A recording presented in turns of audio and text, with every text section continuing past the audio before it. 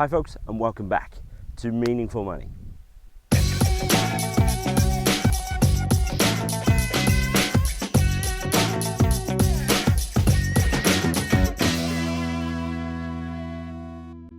Okay, here I am on Chapel Carn Bray, the most westerly hill in Cornwall. That's it, up there. I'm on the sort of the sidelines of it really. It's Olympic Torch Day today, so we've been down at Sennen near Land's End this morning watching my wife's cousin carry the torch, so a very exciting day. Beautiful weather though, and I think probably the first time I've shot outside without a coat on for some months, so great to take the opportunity to do that. Now I'm going to talk about giving stuff away, giving assets, giving money away, and all that means, and because it's something that I get asked about all the time. But before we do that, my friends down here in the bottom right, that's Seven Investment Management. They continue to sponsor me here on Meaningful Money, and I'm very grateful to them for doing so. Now, giving stuff away. It's important, before we talk about this, that you know that it's your stuff to do with as you please. We live in a free country, or pretty much, and you can do with your stuff whatever you want. You can give it away if you want, you can sell it if you want. That's fine, because it's your stuff. But I get asked about this all the time because there are implications to giving things away. And it might be more accurate to call them potential implications, because they only are implications if certain things happen.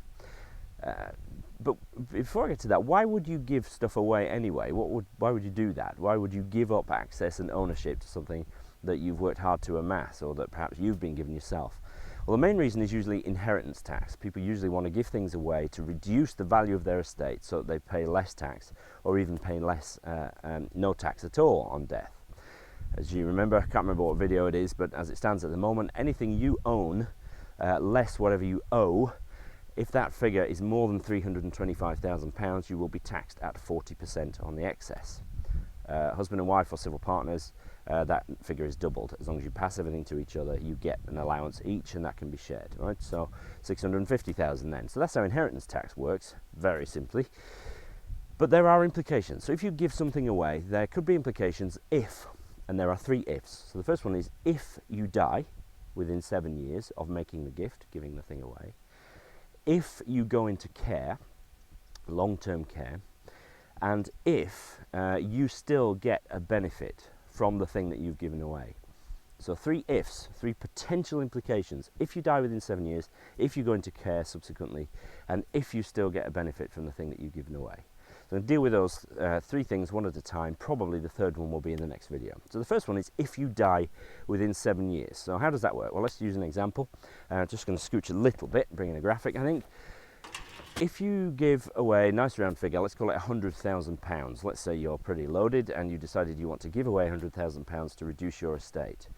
Well, that's fine, you can do with what you want. But if you die within 7 years, when Her Majesty's Revenue and Customs are calculating the inheritance tax you have to pay, that £100,000 gift is added back into your estate when they are making that calculation.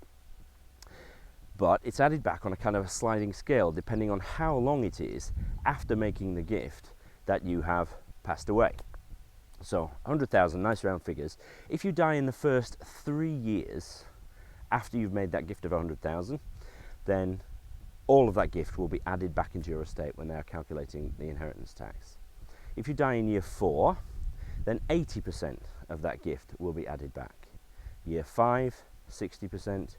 Year 6, 40%, year 7, 20%, and then after a full 7 years, so in the 8th year after you have made that gift, if subsequently you die, that's fine. That gift is completely exempt out of your estate from inheritance tax calculations. Straightforward enough? Okay, hope so.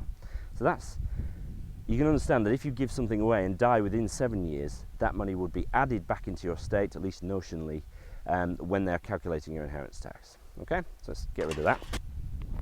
Now, the second potential implication for giving stuff away is this. What happens if you go into care?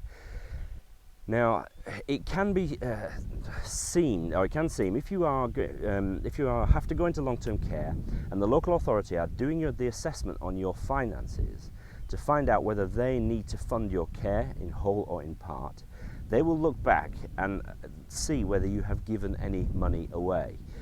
And it's possible that they might decide, if you made a significant gift and you subsequently need to go into care, that might be deemed to be deliberate deprivation of assets. So you've deliberately given things away so that you can avoid paying care fees, and instead the local authority has to do that. Needless to say, they don't like that very much. Now, rather than go into more detail here, look back at episodes 122 and 123. I'll put links up here, and there's a lot more detail now about the whole assessment process, so you've got to be careful about giving stuff away if you subsequently need care.